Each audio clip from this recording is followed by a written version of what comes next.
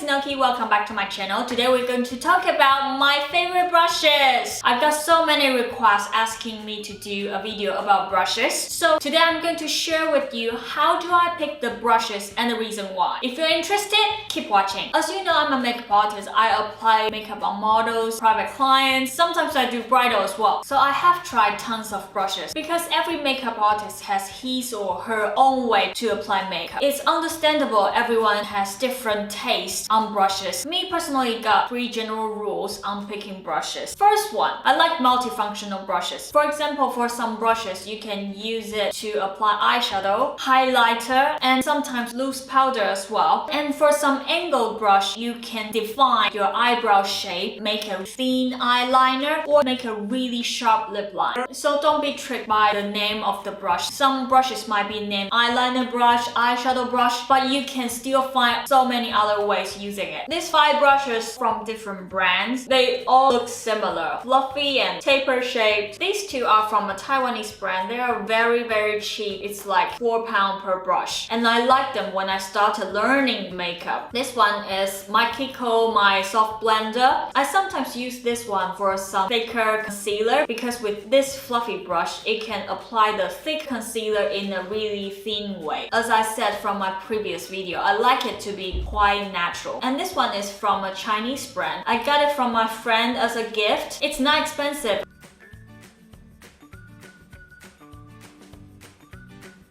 The final one, this one is from MAC, brush number 221. I want to point this one out because this one is a little bit like a broom. You can sweep the color on a smaller area. For example, my crease, sometimes I use this one as well. Although this one is slightly more expensive than all the other ones, but I still do like it. The second rule, animal hair is not a must. To be honest with you, when I started getting into makeup, I was really into animal hair brushes because I thought, oh, it's soft and you got a luxurious vibe. But after a while, I finally understand. Even with some synthetic brushes, you can also create a good makeup look. You don't need to pay loads of money getting whole animal hair brushes in your kit. The makeup looks really depend on how you choose the brushes, like the sizes or the shape. Not just because you are using animal hair brushes, you can create a perfect makeup look. It's just nonsense. I quite like using synthetic brushes. Also some dual fiber brushes. For this kind of brushes, you can use it on wet texture, for example like cream blushers, liquid foundation. With some animal hair, it's a little bit tricky to apply some wet texture. It will be a little bit heavy on the products. Also, it can be really difficult to clean, so I wouldn't recommend. I quite like to use this kind of synthetic ones and dual fiber brush to apply some different texture. This brush is from my Kiko, my smoothing concealer brush. It's a concealer brush, but for a lot of time I use it as a foundation brush.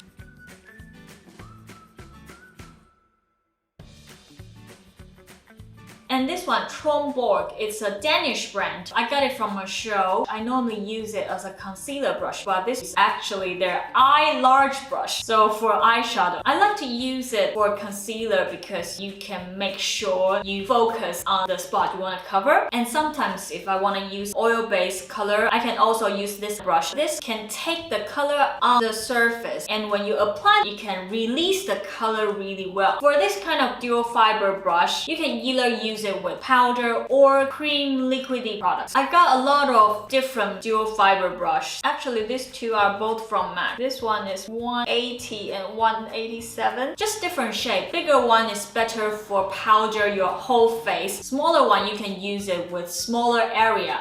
The third rule, big makeup brand is not a must. Some brushes can be really pricey and some brushes are really cheap. Sometimes the results are not that far from each other. When you get a really pricey brush, maybe from a famous makeup brand, you need to realize they spend a lot of money on branding and marketing, so you're actually paying a lot, not for the quality, just for the name itself. I'm not saying it's not okay. Of course, you can be a fan supporting your favorite brand, but you can pay maybe half price to get a similar quality. If you think think 5 more seconds, maybe you can give some small brand or indie brand a shot. It wouldn't hurt. The price is a lot less, and sometimes these small indie brands, they can be more creative on the sizes or the shape of the brushes. And I like to use brushes from art shop. They are really cheap and you can find really tiny ones for the details. For example, like lip brushes, eyeliner brushes, some watercolor brushes are really good to apply eyeshadow. So be experimental. Try something new, try something different. You might actually find something you really like and reuse it for so many years. For the brushes from art shop, I picked these 6 to share with you. These 2 are from Filbert and this one is from ProArtist. As you can see, these 2, they are in a similar shape, but I got a bigger one and a smaller one. If you have more than one lip brush, you might know if you keep using and keep cleaning your lip brush, the hair just split. Sometimes it's just really frustrating when you try to make a perfect red lips. So I've always liked to get some new lip brushes. To get this kind of brushes from an art shop, it's a lot cheaper. These ones are less than 10 pounds. I use them on jobs so often. After numerous times of cleaning, the hair just splits so easily. It's kinda like disposable. This shape I quite like. You can make the volume of your lip really pretty. This one is smaller so you can focus more on the detail, especially on the edge of your lips. And this one is really flat, so I like to use the edge to make the lip liner quite harsh.